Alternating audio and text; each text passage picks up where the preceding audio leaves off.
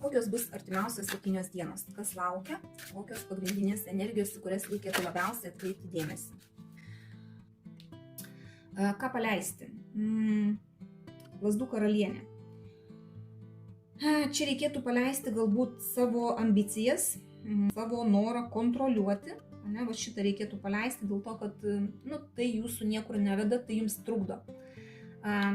Reikėtų apie tai pagalvoti. Dar, jeigu čia pavyzdžiui trikampis yra ir vyrukai esate jūs trikampyje tarp dviejų moterų, paleiskit meilužę, pasilikit su savo žmona, nes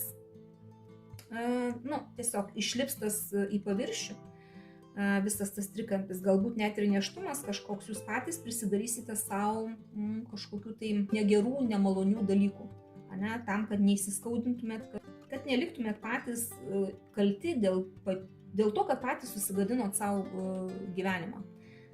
Čia turėkite tą mintį.